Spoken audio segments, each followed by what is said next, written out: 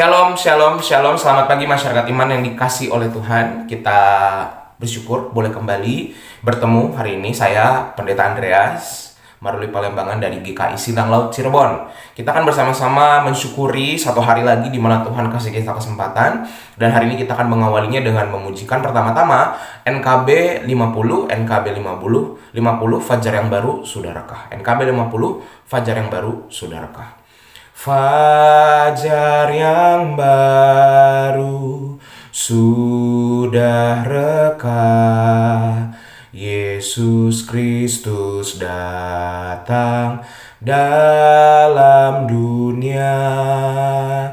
Hari bahagia tinggal tetap, siapkan segera jalan baginya, siapkan segera jalan baginya.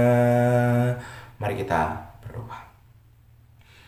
Tuhan, kami percaya yang hari ini terbit bukan cuma matahari, tetapi yang terbit juga adalah pengharapan-pengharapan baik kami, kesempatan-kesempatan baik yang Tuhan beri pada kami, sehingga biarlah hari ini kami mengawalinya juga dengan mendengarkan firman yang baik, mendengarkan sabdamu. Biarlah firman-Mu boleh menetap, menjadi jangkar, menjadi pedoman, menjadi yang pertama kami ingat ketika kami melangkah dan mengambil pilihan.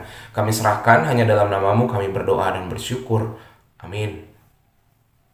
Bapak Saudara, bersama-sama saya akan bacakan bagi kita sekalian dari Ester 10 ayat yang pertama dan yang kedua. Ester 10 ayat pertama dan yang kedua.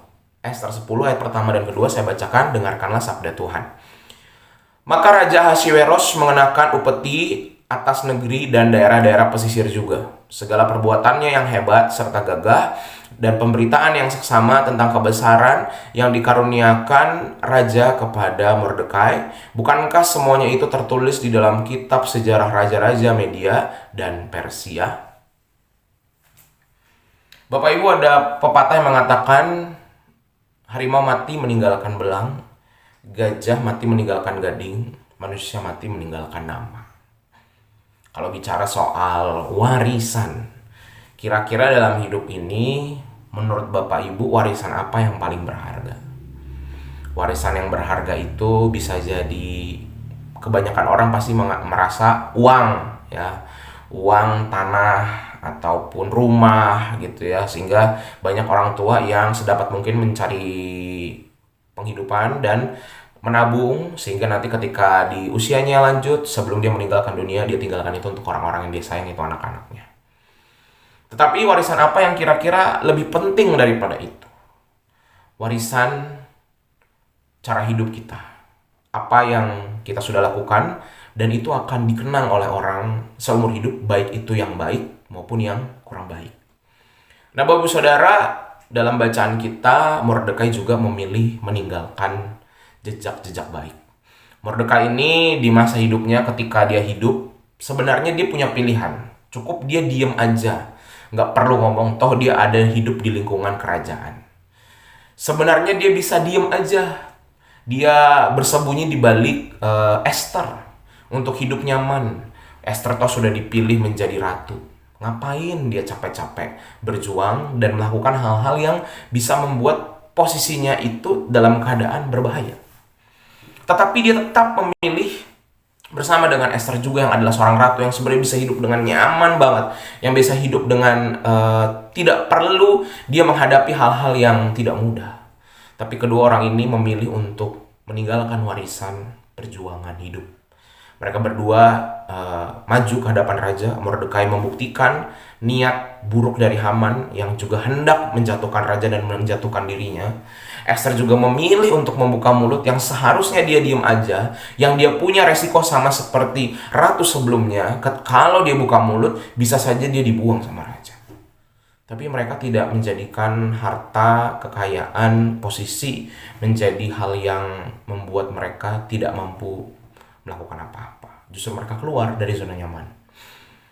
Dan pada akhirnya apa yang terjadi? Bangsa Israel, Yahudi pada saat itu tertolong dari hampir terjadi genosida pada saat itu. Hampir terjadi pembantaian. Tapi karena perjuangan Mordekai dan juga Esther, maka hal-hal baik mengikuti. Nah Bapak Ibu di hidup kita juga, kita selalu ada di posisi seperti Mordekai dan Esther. Kita juga ada di antara pilihan.